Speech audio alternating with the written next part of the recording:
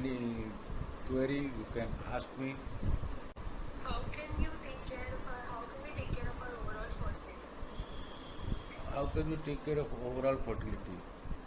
You see, the fertility has to be looked after by both husband and wife. Both are equally important. It is not only wife, there is a myth that is only the wife. It is both husband and wife, they have to look after fertility. And this involves starting from general physical health measures, having a good nutrition, and thereafter check for the fertility issues in both husband and wife. Husband needs to have basic semen analysis, wife needs to have ovulation monitoring, the tubal testing. There are various tests at various stages which we do, and only then we come to a conclusion what is the cause of infertility in a particular couple. Then accordingly we treat it. Basically, it is the fertile patient, both husband and wife are supposed to have a good physical health, exercise, good nutrition, so that they can have a good fertility to go ahead. Okay, okay. So I have another question. Does smoking really affect male Yeah, infertility? smoking does affect the male. The smoking is the person who is smoking, the sperm count and sperm morphology changes, the DNA fragmentation, the sperm increases. So smoking is a very injurious to the male. And similarly, it is not good for female also. If a woman is smoking, the quality of egg also deteriorates.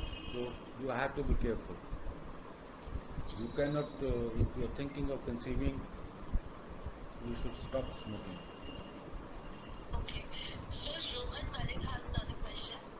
खाने में कुछ परहेज करना चाहिए क्या अगर कोई खाने खाने में कुछ में परहेज करना चाहिए क्या परहेज जिससे करना fertility ये improve है हो? बेटे कि generally speaking these days in this era of fast food, that has to be avoided.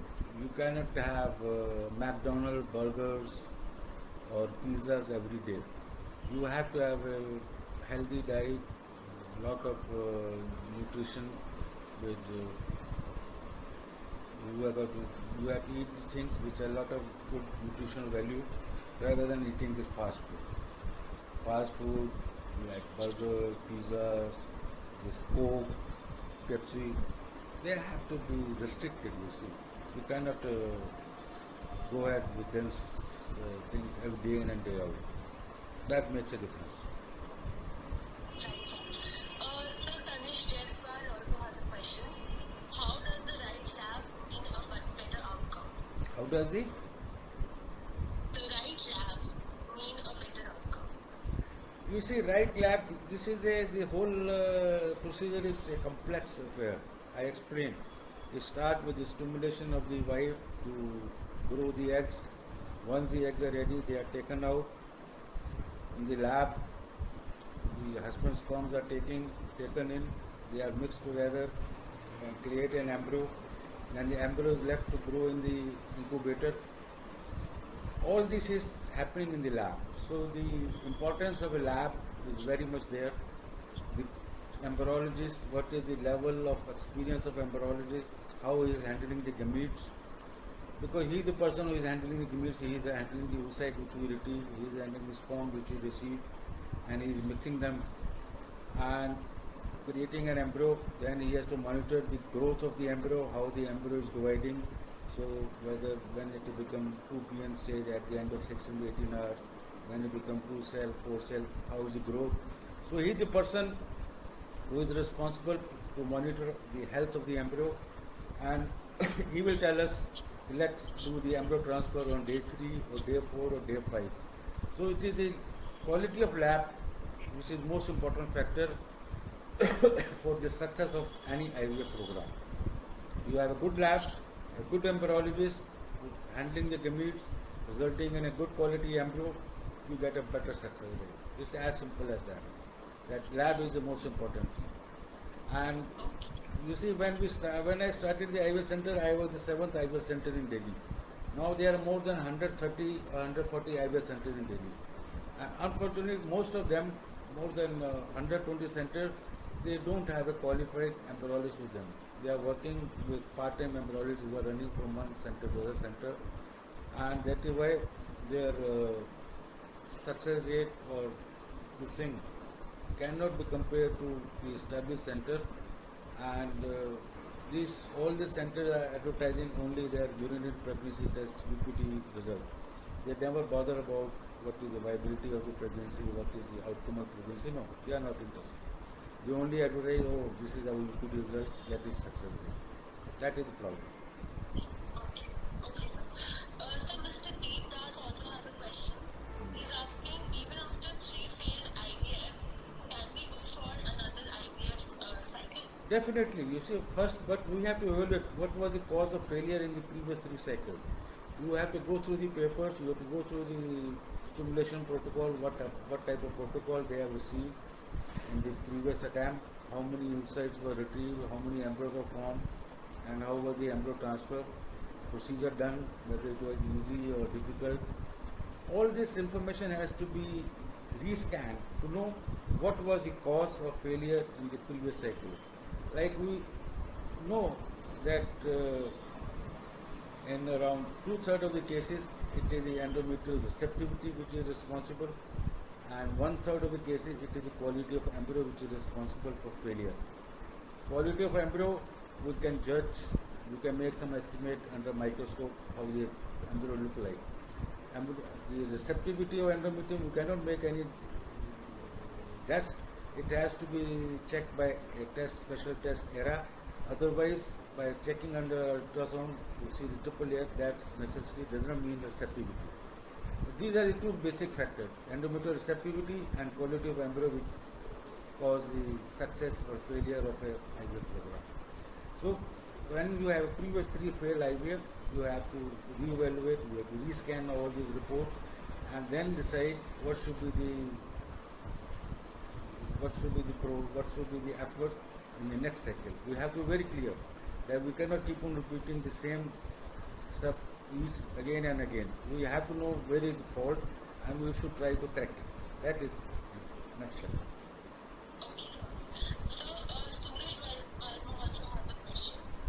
Doctor, polyp क्या होता है? उसको कैसे जांचें? Polyp. Yes. Polyp is a growth in the uterine, in the endometrial cavity, the lining of the uterus. There is a folding of the lining, sort of a folding of the lining, which result in a polyp. Generally, any polyp which is more than 1 centimeter, or some people are saying even more than 0.5 centimeter, you have to evaluate it. Once you are doing embryo transfer, at the time of embryo transfer, you find a polyp which is less than 0.5 centimeter, you can go ahead and do embryo transfer.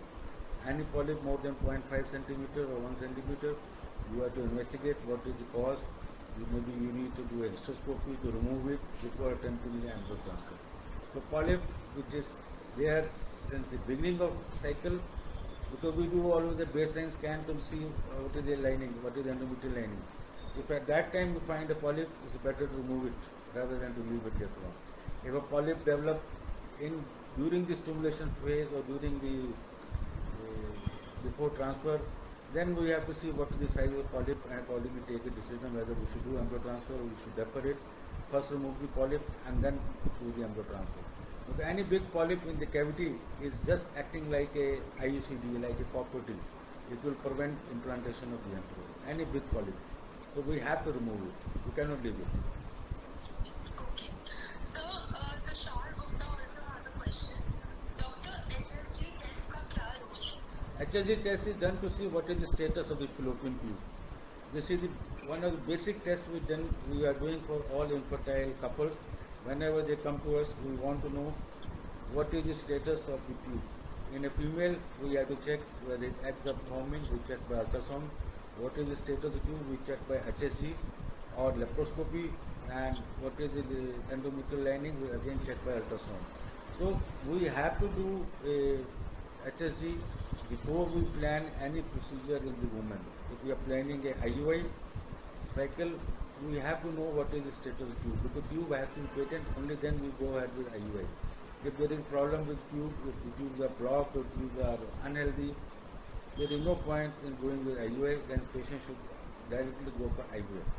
So IVF, the damage to tube is the most important indication for IVF. If damage to the tube is there, the result patient has to undergo IVF. Okay. Sir, Madhyan Sharma also has a question. बहुत लोग IVF and infertility को लेकर बात करने में संकोच करते हैं. इसके बारे में आपका क्या कहना है? How should we handle this? ये संकोच जो था ना, आज से 20-30 साल पहले तो काफ़ी ज़्यादा संकोच था, पर जैसे जैसे लोगों को इंफॉर्मेशन मिलने लगी टीवी के थ्रू, मोबाइल के थ्रू, अपने दोस्तों के थ्रू, अपने रिश्तेदारों के थ्रू, तो अब संकोच कम हो गया, पहले से काफ़ी कम हो गया। मैंने भी देखा है पिछले 20 साल के अंदर वो सिचुएशन आज से 20 साल पहले थी, अब वो नहीं रही। अब वो लोगों का संकोच काफ़ी हालत तक कम हो गया। अभी भी जब भी पेशेंट आते हैं मेरे पास, हस्बैंड वाइफ दोनों आते हैं, या जनरली हस्बैंड वाइफ के साथ हस्बैंड की मदर आएगी या वाइफ की मदर आएगी, और कई दफ़ा तो पूरा का पूरा परिवार, हस्बैंड वाइफ और पेरेंट्स और वाइफ के भी पेरेंट्स, सब लोग आते हैं। अब ऐसा नहीं रह गया, संकोच नहीं है कि अभी इतनी इन्फॉर्मेशन, मतलब आपको स्पेसिफिकली ज़्यादा वो पढ़ा लिखा होने की जरूरत नहीं है, बिकॉज ये सारी इन्फॉर्मेशन आजकल हर जगह अवेलेबल है, यूट्यूब पे अवेलेबल है, टीवी पे अवेलेबल है, तो एवरीबडी नोज, सबको मालूम है कि इनफर्टिलिटी क्या होती है, इनफर्टिलिटी के कारण क्या हैं। मोटे मोटी तरह से ये आदमी हस्बैंड की प्रॉब्लम हो सकती है या वाइफ की प्रॉब्लम हो सकती है, तो संकोच जो है काफ़ी हद तक कम हो चुका है, और जैसे जैसे अवेयरनेस बढ़ेगी संकोच और कम हो जाएगा, क्योंकि हर कपल को they are looking forward to have their own baby, उनको हर एक की चाहत है कि उनका अपना बच्चा हो। तो इसलिए जैसे ये चाहत और ज़्यादा स्ट्रॉन्ग होगी, ये संकोच वगैरह सब निकल जाएगा, because they are looking to have a baby of their own, that is important. So this type of hesitancy will totally disappear. अब ये कोई इट इज़ नॉट है कि किसी को बच्चा नहीं हो रहा तो वो कोई बीमारी है, नहीं, बीमारी नहीं है, बीमारी इन द सेंस कोई छूट की बीमारी नहीं है, बच्चा नहीं हो रहा उसके कारण है, उसका आप इलाज कराइए तो हल निकल जाएगा, उसका बच्चा हो जाएगा। प्रेगनेंसी के चांसेस हर कपल के अलग अलग होते हैं, लेकिन पहले कारण ढूंढ लीजिए, कारण के बाद उसको टैकल लीजिए, जस्ट लाइक दैट। तो संकोच वाली जो बात है ना, वो अब धीरे धीरे ख़त्म हो रही है। मैंने देखा है मेरे पास पढ़े लिखे कॉर्पोरेट सेक्टर के भी लड़कियाँ आती हैं, और बिल्कुल गांव की महिला भी आती है, जिसको कि मैं समझता हूँ कि ज़्यादा नॉलेज नहीं होगी, लेकिन जब उनसे बात करते हैं, इंटरेक्ट करते हैं, तो their perception is also changing now, their perception is also changing, so that is the benefit of information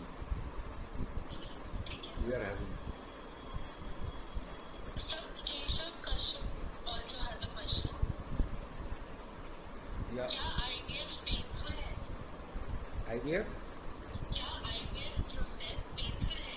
painful नहीं है बेटे, पेनफुल नहीं है, जैसे ये सारा प्रोसीजर जो है, पेशेंट को, वाइफ को पहले इंजेक्शन लगते हैं, 10 एक दिन इंजेक्शन लगते हैं, इंजेक्शन जो नॉर्मल इंट्रामस्कुलर इंजेक्शन होते हैं या सबकुटेनियल इंजेक्शन होते हैं, उसी का दर्द होता है जो एक नीडल जाती है इंजेक्शन लगाने के लिए। जब उसके अंडे रेडी हो जाते हैं, अंडे निकालने का प्रोसीजर जनरली शॉर्ट एनेस्थीसिया में किया जाता है, तो शॉर्ट एनेस्थीसिया में पेशेंट को बिल्कुल पेन नहीं होती। अंडे निकालने के बाद भी जब पेशेंट होश में आता है, जनरली स्पीकिंग उनको कोई ऐसा रेजिडुअल पेन नहीं होता कि उनकी कोई मानसिक प्रॉब्लम हो। हम लोग जो हैं जिस दिन अंडे निकालते हैं उसके 3 घंटे बाद 4 घंटे बाद पेशेंट को घर भेज देते हैं। अगर पेन हो होता है किसी को तो पेशेंट घर ही नहीं जा सकता, तो इसलिए अपने दिमाग से बिल्कुल निकाल दीजिए कि IVF is a painful procedure. IVF is not at all painful. जो भी प्रोसीजर होता है, अगर प्रोसीजर होता है तो अंदर एनेस्थीसिया होता है, अदरवाइज कोई इसमें पेन होता ही नहीं है। Embryo transfer is just like simple IUI thing, similar to IUI, there is no pen.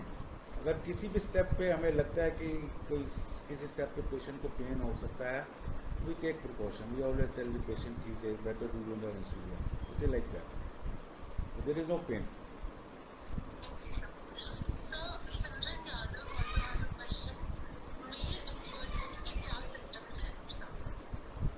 You see, male infertility जो है ना, it has increased over the years. 20% of the couples, it is purely the male partner is responsible. The male is having issue. And another 30% of the couple, it is both male and female partners are having the contribution.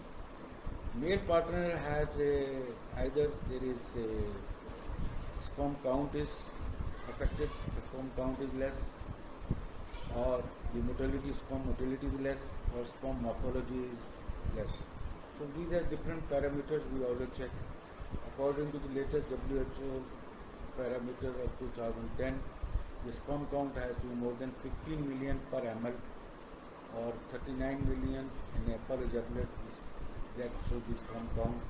The motility should be 40% progressive and non-progressive, or at least 32% progressive motility. The sperm morphology should be more than 4% by strict Kruger criteria. So all these are parameters we always check in a semen parameter. So whenever a male is examined, the first test we do is normal semen analysis. We want to know what is the volume of semen, what is the sperm count, what is the motility, what is the morphology. Then we decide whether the husband needs further test or not. The causes of male infertility can either be oligospermia, oligoastenospermia, the sperm count and motility both are decreased, or there can be azoospermia also. There is no sperm in the sperm. We have to investigate them further. What is the cause of azoospermia? And sometimes patient can have other associated problems. The most important cause of oligoastenospermia is we also don't know. We think it is the